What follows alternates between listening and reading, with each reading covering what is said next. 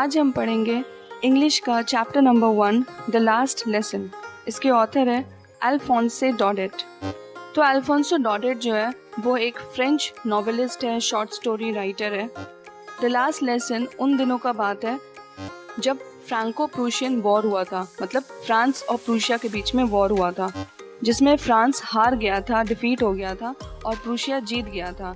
Prussia की तरफ से बिस्मार्क लड़ रहे थे, वही famous Otto von Bismarck. Prussia के अंदर में अभी का पार्ट्स जैसे समझ लो जर्मनी, पोलैंड और पार्ट्स ऑफ ऑस्ट्रिया आता था। इस स्टोरी में French districts of Alsace and Lorraine जो है वो प्रूशियंस के हैंड्स में चला गया है। तो अब जैसे वॉर में कोई एक जन जीतता है, कोई एक देश जीतता है, तो जो हार जाता है देश, उसका सब कुछ जीतने वाले का हो जाता है। तो वैसा ही कुछ हो रहा है यहाँ पे। जैसे इस मैप में हम लोग देख सकते हैं, ये बुक में मैप दिया हुआ था कि लॉरेन और एल्सेस जो है वो बिल्कुल जर्मनी और फ्रांस के बॉर्डर पर है, ठीक है। और प्रूशिया मेनली जर्मनी का पार्ट है, ठीक है। तो इसीलिए लॉरेन और एल्सेस में जर्मनी जो है वो कब्जा कर लिया था। यहाँ जर्मनी मेनली प्रूशिया है, ठीक है। जैसे बाकी चैप्टर में लिखा हुआ है पार्ट्स ऑफ पोलैंड और ऑस्ट्रिया भी आएगा। तो सबसे पहले इसके मेन कैरेक्टर्स को देख लेते हैं। फर्स्ट मेन कैरेक्टर है नरेटर फ्रांस। नरेटर फ्रांस के बाद एम हैमिल जो कि टीचर है। थर्ड कैरेक्टर है ओल्ड हाउजर। फोर्थ कैरेक्टर है फॉर्मर मेयर। फिफ्थ कैरेक्टर है farmer postmaster and sixth character है ब्लैकस्मिथ। स्टोरी कुछ ऐसे शुरू हो रहा है कि जो नरेटर फ्रांस है वो स्कूल के लिए लेट हो चुके हैं और वो सुबह सुबह स्कूल जाने के लिए निकले हैं। उनको बहुत डर लग रहा था कि उनको डांट पड़ेगा एम हैमिल से, जो उनके टीचर है, उनसे उसको बहुत डांट पड़ेगा। एक और चीज़ था कि उस दिन वो क्वेश्चंस पूछने वाले थे पार्टिसिपल्स के ऊपर। पता ही है ग्रामर में एक चैप्टर होता है पार्टिसिपल्स, तो उसी के ऊपर वो क्वेश्चंस पूछने वाले थे। और नरेटर को फ्रांस को एक वर्ड नहीं पता था, उसका फर्स्ट वर्ड भी नहीं पता था, मतलब पार्टिसिपल्स उसको ठीक से आता नहीं था। एक टाइम के लिए वो सोचा कि रहने तो स्कूल नहीं जाते और बाहर ही घूम लेते हैं, ठीक है। इतना सुंदर मौसम था, सो ब्राइट सो वार्म, चिड़िया चहचहा रही थी, बर्ड्स चर्पिंग कर रही थी ट्रीज के बीच में। और जो सॉ मिल था जहाँ पे लकड़ियाँ काटी जाती है, मिल जहाँ पे लकड़ियाँ को कट किया जाता है, सॉ मिल जो होता है उसके पास प्रूशियन सोल्जर्स जो है वो वहाँ पे ड्रिल प्रैक्टिस कर रहे थे। जैसे आर्मी का अपना ड्रिल होता है, ड्रिल प्रैक्टिस करना, वो लोग मार्च पास्ट और वो सब ड्रिल और वार्म अप प्रैक्टिस करते हैं, तो वही प्रूशियन सोल्जर्स वहाँ पे सॉ मिल के पीछे ड्रिल प्रैक्टिस कर रहे थे। तो वो सब देखना, वो सब इंजॉय करना फ्रांस के लिए बहुत ज़्यादा टेम्पटिंग था, उसको बहुत लालच आ रहा था वो सब करना, दैन कि वो जाके स्कूल में उससे कोई पार्टिसिपल्स का रूल्स पूछे, फिर उसको तो कुछ आता भी नहीं था। लेकिन वो बोल रहे हैं कि उनके पास शक्ति था कि हाँ वो ये जितना भी उनको लालच वाला चीज़ था उस चीज़ को वो रेजिस्ट किए, उस चीज़ को मन में ही मना किए एंड देन फटाफट से स्कूल की तरफ चल दिए। जैसे वो टाउन हॉल के पास है, एक्चुअली टाउन हॉल एक प्लेस होता है जहाँ पे मतलब जो एरिया होता है, सिटी का जो एरिया होता है, मेन एरिया होता है, जहाँ पे जो एक तरह से मेन बाजार होता है वो, उस टाउन हॉल के पास एक बुलेटिन बोर्ड था, मतलब कि एक नोटिस बोर्ड था जहाँ पे कोई भी इम्पोर्टेंट न्यूज़ होता है या जो गवर्नमेंट वहाँ का न्यूज़ देना होता है वो उसी पे लगा देते थे। और हमेशा से हुआ ऐसा था कि लास्ट 2 साल से वहाँ पे बैड न्यूज़ ही आ रहा था। जितने बार भी ये लोग हारे या कोई ड्राफ्ट है या कोई ऑर्डर है कमांडिंग ऑफिसर का, तो इस बार वो अपने आप से सोच रहे थे कि इस बार क्या ऐसा बैड हो गया, इस बार क्या बात है, what can be the matter now. फिर वो सोचे नहीं स्कूल के लिए लेट हो रहा, जल्दी जल्दी चलते। और जैसे जैसे वो जल्दी जल्दी जा रहे थे, वो ब्लैकस्मिथ जो पर्सन है उसका नाम है वॉचर, जो वहाँ बाकी लोग के साथ भी खड़ा हुआ था और बुलेटिन बोर्ड को पढ़ रहा था। ब्लैकस्मिथ मतलब होता है लोहार, जो कि आयरन टूल्स को बनाते हैं। तो जो लोहार है वो उसको बुलाया, बोला जाओ इतना जल्दी मत जाओ, डोंट गो सो फास्ट बेटा, तुम इतना जल्दी मत जाओ, you will get to your school in plenty of time, तो अपना स्कूल आराम से पहुंच जाओगे, जल्दी जल्दी मत जाओ। अब फ्रांस ये सब सुन के उसको लगा कि शायद वो जो ब्लैकस्मिथ है वो उसका मजाक उड़ा रहा है, ठीक है। और वो जल्दी जल्दी चल के अपना स्कूल पहुँचने लगा। जैसे वो पहुँचा और एम हैमिल का गार्डन तक वो पहुँचा, स्कूल के बाहर थोड़ा सा गार्डन है एम हैमिल का, तो वहीं तक पहुँचते पहुँचते बिल्कुल वो हाँफ गया, आउट ऑफ ब्रेथ हो गया। अब वो सोच रहा था कि जैसे ही यूजुअली जब हर दिन स्कूल शुरू होता है तो बहुत नॉइज़ होता है, वहाँ पे ग्रेट बस्टल होता है, वहाँ पे नॉइज़ होता है, इतना नॉइज़ होता है कि पूरा सड़क तक, स्ट्रीट तक नॉइज़ आ रहा होता है। डेस्क का खुलना बंद होना, लेसन्स का बार बार एक साथ सब लोग के साथ में यूनिशन में रिपीट होना बहुत लाउडली, और उनका जो हैंड्स है वो एकदम कान पे होता है सब लोगों का, इतना हाथ जो है वो कान पे होता है ताकि वो लोग टीचर का वॉइस ठीक से सुन पाएँ और अंडरस्टैंड कर पाएँ बेटर। हम लोग के स्कूल में भी होता है ऐसे ही सुबह सुबह, जैसे प्राइमरी क्लासेस में, कि बच्चा लोग जो है वो साथ में टेबल्स बोलते थे या साथ में कोई पोएम बोलते थे जो मैम सिखाती थी। तो ठीक वैसे ही यहाँ प्राइमरी क्लासेस का ही बात चल रहा है। तो इतना नॉइज़ हुआ करता था, पर उस दिन सब कुछ शांत था। उस दिन सब कुछ शांत था। टीचर्स का रूलर का भी आवाज़ आता था टेबल के ऊपर ऐसे पटकने का कि सब शांत रहो, ऐसे टेबल पे रूलर्स पटकते थे टीचर्स लोग। पर उस दिन कोई नॉइज़ नहीं आ रहा था, जैसे कि कोई संडे का मॉर्निंग हो। विंडो से जब वो देखे, फ्रांस जो है वो विंडो से जब देखा तो उसको देखा कि सारे क्लासमेट्स जो है वो ऑलरेडी अपने अपने प्लेसेस पर बैठे हुए हैं और एम हैमिल जो है वो अप एंड डाउन चल रहे हैं वहाँ पे, अपना जो आयरन रूलर है उसको अपने आर्म्स के नीचे लेकर चल रहे हैं। और दिन उनको, जैसे ये जब ये सारा हल्ला हल्ली हो रहा होता है, हल्ला मच रहा होता है, तो उस समय में बिना कोई देखे वो चुपचाप से जाके अपना डेस्क पे बैठ जाते थे। लेकिन आज उनको क्या करना पड़ा, सबके सामने गेट खोल के सबके सामने जाना पड़ा। और उस टाइम पे उनको बड़ा शर्म फील हो रहा था और डर भी लग रहा था कहीं टीचर डांट ना दे। लेकिन ना डांटा कोई, ना उसको कोई कुछ भी नहीं बोला, कुछ नहीं हुआ। एम हैमिल उसको देखे और बहुत ही काइंडली बोले कि go to your place quickly little Franz, we were beginning without you. फिर जल्दी से, ऐसा हम लोग के साथ भी होता है तो क्या करते हैं, वही किया। वो जल्दी से बेंच के ऊपर चढ़ा और जाके अपना डेस्क पे बैठ गया। Not till then when I had got a little over my fright. अच्छा, जैसे ही उनको अपना डर के ऊपर थोड़ा सा कंट्रोल हुआ, जैसे वो डरना बन के, तब वो देखे कि उनके जो टीचर हैं वो ब्यूटीफुल ग्रीन कोट पहने हुए हैं जिसके ऊपर फ्रिल्स, थोड़ा सा झालर वो लगा हुआ है, डेकोरेशंस किया हुआ है, एम्ब्रॉयडरी का काम किया हुआ है, जो बिल्कुल स्पेशल डेज के दिन वो पहनते थे। तो फ्रांस नोटिस किए कि उनके जो टीचर है एम हैमिल, वो एक जो अपना स्पेशल ड्रेस को पहन के आए हैं जिसके ऊपर बहुत सारा डेकोरेशंस किया हुआ है। वो सिर्फ इसको इंस्पेक्शन के दिन, प्राइज डेज के दिन ही पहनते थे।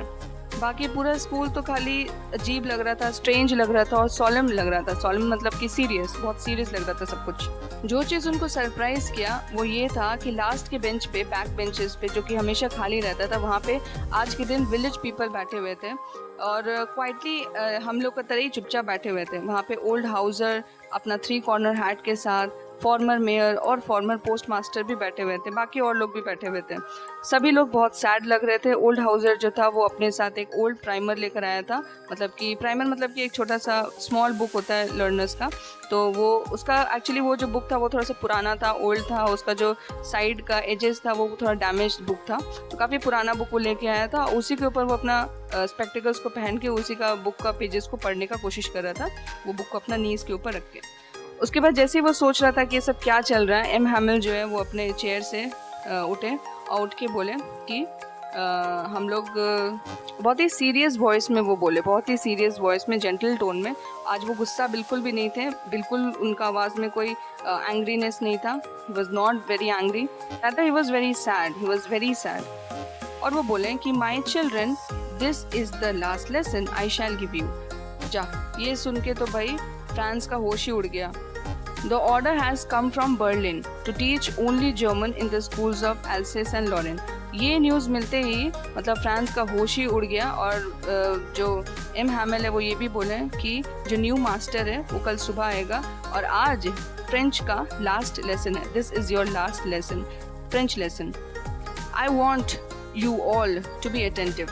वो बोल रहे कि हम चाहते हैं कि आज सब आप लोग अटेंटिव रहो। तो सेम बात है कि ये सब सुनते ही जो फ्रांस है उसका होश उड़ चुका था, ठीक है। और वो सोच रहा था अच्छा यही लिखा हुआ था टाउन हॉल के उस इंफॉर्मेशन बुलेटिन पे, मतलब बुलेटिन बोर्ड पे। अब वो सोचने लगे कि माई लास्ट फ्रेंच लेसन, मेरा लास्ट फ्रेंच लेसन, लेकिन क्यों? हमको तो बिल्कुल कुछ लिखने भी नहीं आता है, हम कभी भी फ्रेंच को अच्छे से पढ़े नहीं है, क्या हमको अभी रुक जाना चाहिए? उसको बहुत सॉरी फील हो रहा था कि वो अपना पढ़ाई टाइम पे नहीं किया। वो पढ़ाई छोड़ के बर्ड्स का एग्स को देखने चला गया और स्लाइडिंग्स देखने चला गया। उसका बुक्स उसको जो पहले आफत लगता था, न्यूसेंस लगता था, कुछ टाइम पहले बहुत हैवी लगता था कैरी करने के लिए, आज उसको उसका ग्रामर बुक, हिस्ट्री बुक्स जो है उसका ओल्ड फ्रेंड्स लगने लगा जिसको वो कभी छोड़ना नहीं चाहता था। M Hamel to the idea that he was going away. हाँ बिल्कुल, एम हैमिल को भी वो छोड़ना नहीं चाहता था। इतना में वो भूल ही गया कि वो कितना खड़ूस है, क्रैंकी है, वो भूल गया कि कितना सीरियस है। वो एम हैमिल को भी बहुत प्यार करने लग गया था उस समय। तो अब वो समझ गया कि अच्छा, इसी दिन के ऑनर के लिए, जो लास्ट लेसन का दिन है, उसी दिन के लिए वो आज अपना ये वाला स्पेशल संडे क्लोथ्स को पहने हैं। और अब हमको समझ आ रहा है कि सारा जो विलेज का पीपल लोग हैं, जो सारे विलेज के बूढ़े लोग हैं, वो पीछे जाके हम लोग के बैक ऑफ द रूम में क्यों बैठे हुए हैं। वो बहुत सॉरी फील हो रहा था कि वो लोग कभी स्कूल नहीं गए, और वो लोग थैंक करने आए थे हमारे मास्टर को, जो कि 40 इयर्स ऑफ फेथफुल सर्विस दी है यहाँ पे।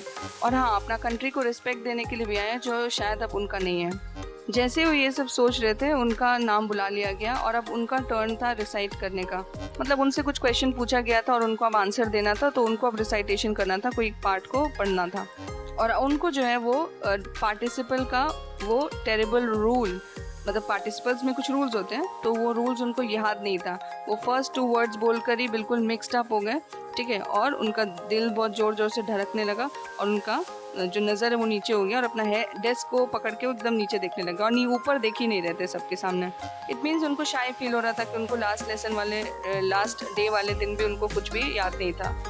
उसी झुका हुआ अवस्था में, जो सिर झुका हुआ था, उसी अवस्था में वो सुने कि एम हैमिल जो है वो उनसे बोल रहे हैं कि आई वोंट स्कोल्ड यू। मतलब एम हैमिल बोले कि हम तुमको डांटेंगे नहीं लिटिल फ्रांस, तुमको बुरा मानने का कोई ज़रूरत नहीं है। देखो क्या ऐसा बात है, हमेशा हम लोग अपने आप को बोलते रहते हैं कि हमारे पास बहुत टाइम है, हम लोग कल पढ़ लेंगे, और देखो हम लोग कहाँ आ गए। यही ट्रबल है एल्सेस के साथ। एल्सेस का लोग जो है वो लर्निंग को कल पे छोड़ देता है। और अब जो वो फेलोज है बाहर, जो प्रूशियन जो बाहर खड़े हुए हैं, जो फेलोज प्रूशियन बाहर खड़े हुए हैं, उनके पास राइट होगा बोलने का कि तुम लोग बड़ा फ्रेंचमैन अपने आप को फ्रेंचमैन बोलते फिरते हो, क्या तुम लोग को बोलने लिखने आता है, स्पीक और लिखने राइट करने आता है फ्रेंच को, अपना लैंग्वेज जानते हो।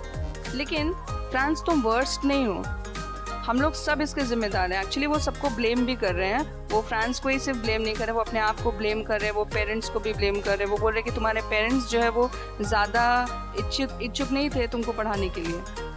वो लोग चाह रहे थे कि तुम एक छोटा सा जगह में काम कर लो और उनको थोड़ा और मनी मिल जाए।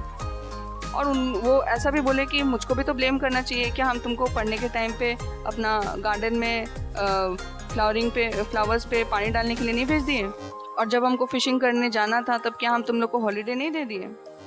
फिर एक के बाद एक वो बताने लग गए कि फ्रेंच कितना अच्छा लैंग्वेज है, फ्रेंच कितना महान लैंग्वेज है। वो बोले कि French is the most beautiful language in the world, the most logical, the most clearest, that we must guard it among us and never forget it. वो बोले कि हम लोग सबको फ्रेंच लैंग्वेज को हमेशा याद रखना चाहिए, गार्ड करना चाहिए और कभी नहीं भूलना चाहिए, क्योंकि यही हम लोगों का जो जेल है उसका चाबी है। उसके बाद वो ग्रामर का बुक खोलकर पढ़ाए, उसमें जो लेसन्स हैं उसको रीड करके सुनाए, और फ्रांस को सब कुछ समझ में आया। उसको उस दिन सब कुछ बहुत इजी लग रहा था, और वो बोला कि इसके पहले वो कभी भी इतना केयरफुली कभी नहीं सुना, और शायद एम हैमिल जो है वो भी कभी सब कुछ इतना पेशेंस के साथ नहीं एक्सप्लेन किया। इसलिए ऐसे लिखा है कि I had never listen so carefully that he never explained everything with so much patience. तो मतलब आज जब फ्रांस को सब कुछ ईजी लग रहा था, उनको ऐसा लगा कि जैसे एम हैमिल जो है वो कभी भी इतना पेशेंस से पहले नहीं पढ़ा है, और ऐसा भी लग रहा था जैसे ये जो एम हैमिल है, पुअर मैन, ये अपना सब कुछ जो जानते थे फ्रेंच के बारे में, वो सब कुछ आज दे देना चाहते थे बच्चों को। एक ही दिन में सब कुछ वो पढ़ा देना चाहते थे। तो फिर ग्रामर के बाद उनका लेसन जो था वो राइटिंग का था, राइटिंग लेसन्स था, तो राइटिंग वाला पीरियड शुरू हो गया। और एम हैमिल जो है वो नए कॉपी लाए थे अपने साथ, जिसमें ब्यूटीफुली लिखा हुआ था फ्रांस एल्सेस, फ्रांस एल्सेस। मतलब देखने में ऐसा लग रहा था जैसे ये छोटा छोटा फ्लैग्स है जो पूरा स्कूल रूम में फैला हुआ है, ठीक है, hung from the top of our desk, ठीक है। ऐसा लग रहा था जैसे टॉप ऑफ द डेस्क पे रॉड्स पे ये फ्लैग्स लटका हुआ है। देखने में बड़ा अजीब बात था कि उस दिन कोई भी बिल्कुल शरारत नहीं कर रहा था, सब लोग बिल्कुल क्वाइटली अपना काम कर रहा था, ठीक है। सिर्फ पेन का स्क्रिबल होने का ही आवाज़ आ रहा था। मतलब पेपर के ऊपर पेन चलेगा तो जैसा नॉइज़ होता है वैसा ही आवाज़ आ रहा था। एक टाइम पे कुछ बीटल्स जो है वो एक इंसेक्ट होता है बीटल, तो वो फ्लाई करके रूम में आ गया, लेकिन कोई उस पर ध्यान नहीं दे रहा था। वो लोग भी आके फ्रेंच के ऊपर जो वर्ड लिखा था फ्रेंच उसके ऊपर ट्रेस कर रहा था, ऐसा लग रहा था जैसे वो बीटल्स भी फ्रेंच है। और जो फ्रांस है वो सोचे कि ऊपर जो पिजन्स है, जो पिजन्स जो अपना आवाज़ निकाल रही है, कू कर रही है लो लो वॉइस में, ठीक है, तो वो सोच रहे थे फ्रांस की क्या इन लोग से भी ये लोग जर्मन बुलवाएंगे, क्या इन लोग से भी पिजन से भी ये लोग जर्मन में ही गाना सुनेंगे। अब इस राइटिंग क्लास में जैसे ही फ्रांस जो है वो अपना सिर उठा के एम हैमल की तरफ देख रहे थे, तो एम हैमल बिल्कुल मोशनलेस अपने चेयर पे बैठे हुए थे और कभी एक चीज़ को देख रहे थे उस क्लास का, कभी दूसरी चीज़ को देख रहे थे, जैसे कि वो 40 साल के भीतर जो उस रूम में रहे हैं वो सब कुछ अपने मन में वो फिक्स कर लेना चाहते हैं कि कौन सा चीज़ कहाँ पर है। मतलब 40 ईयर्स से वो सेम प्लेस पर है, उनका गार्डन जो है बिल्कुल उनकी क्लास के बाहर है और उनका क्लास हमेशा उनके सामने ही रहा है। सिर्फ डेस्क और बेंचेस जो है वो थोड़ा पुराना हो गया है, बाहर में वॉलनट ट्रीज़ जो है वो टॉल हो गया है और हॉप वाइन का जो ट्रीज़ है वो भी टॉल हो गया है, जो कि वो खुद ही प्लांट किए थे, ठीक है। हॉप वाइन का ट्रीज़ जो है वो बड़ा होके विंडोज़ का सहारा लेते हुए रूफ तक चला गया है, मतलब छत तक चला गया है। उनका दिल कितना टूट गया होगा ये सब छोड़ के जाने के लिए, वो जब उनको कहा गया होगा तो ये सोचकर ही उनका दिल कितना टूट गया होगा कि 40 ईयर्स से जिस प्लेस पे रह रहे वो अब उनको छोड़ के जाना पड़ रहा है। वो सुन भी रहे थे ऊपर से, एक्चुअली उनकी जो सिस्टर है वो ऊपर वाले रूम से पैकिंग वैकिंग कर रही थी, तो सारा आवाज़ भी आ रहा था और उनको उस कंट्री को अगले दिन छोड़ के भी जाना था। लेकिन उनके पास इतना शक्ति था, इतना ब्रेव है वो कि वो अपना लास्ट लेसन को भी पूरा लास्ट तक कंप्लीट कर रहे थे। राइटिंग के बाद वो लोग जैसे बा बे बी बू ये चैंटिंग वो लोग कर रहे थे। उसके बाद जो ओल्ड हाउसर है वो भी अपना वो जो ओल्ड प्राइमर वाला किताब है उसको लेकर उसमें का लेटर्स लेके वो बच्चे लोग के साथ बा बे बी बू ये सब स्पेलिंग उसके साथ बोल रहा था। ओल्ड हाउसर जो मतलब ओल्ड पीपल जो पीछे बैठे हुए थे क्लास के। अब देख सकते हैं कि वो लोग भी मतलब रो रहे थे, उनका वॉइस जो है वो काँप रहा था, ट्रेम्बल कर रहा था इमोशन के वजह से। और it was so funny to hear him that we all wanted to laugh and cry. सभी लोग हंसना रोना साथ में चाहते थे। How well I remember the last lesson, ठीक है, तो उनको लास्ट लेसन बिल्कुल अच्छे से याद था, वो सब कुछ समझे थे। अब समझा हुआ चीज़ याद रहता है तो वो समझे थे, उनको लास्ट लेसन बहुत अच्छे से याद था। और फिर घड़ी में 12 बजा, उसके बाद एंजेलस बजा। एंजेलस का मतलब एक बेल होता है प्रेयर के लिए, तो वो बेल बजा और उसी मोमेंट पे प्रूशियंस का जो एक ट्रम्पेट है, एक बाजा रहता है, तो वो लोग जब वापस आ रहा था तो ड्रम जैसा है तो वो बज रहा था, ड्रिल से वो लोग वापस आ रहा था प्रूशियन सोल्जर्स लोग, और वो साउंड जो है उनके विंडो के नीचे से ही आ रहा था। एम हैमल फिर उसी समय में खड़े हुए अपने चेयर से और आज वो बहुत टॉल लग रहे थे। फिर वो बोले कि माई फ्रेंड्स, ही सेड, आई बोल के वो चुप हो गए। ऐसा लगा जैसे वो और नहीं बोल पा रहे थे, उनके गले में चोक हो रहा था और फिर वो आगे नहीं बोल पाए। फिर वो पीछे मुड़ के ब्लैक बोर्ड के ऊपर एक पीस ऑफ चौक उठा के लिखे और जितना बड़ा हो सकता था वो लिखे विव ला फ्रांस, जिसका मतलब है लॉन्ग लिव फ्रांस। ये बोलते ही वो अपना सिर झुका लिए वॉल के अगेंस्ट और फिर वो अपना एक इशारा किए कि आप लोग जा सकते हैं, school is dismissed, you may go, ठीक है। तो ये था पूरा चैप्टर एनसीईआरटी से द लास्ट लेसन। तो आप लोग सब लोग कमेंट सेक्शन में बताइएगा कि इस स्टोरी से आप लोग क्या सीखते हैं और इसके एक्सप्लेनेशन के बाद आई थिंक आप लोग सब इसका क्वेश्चन आंसर्स को अच्छे से अटेम्प्ट कर पाएंगे। Thank you.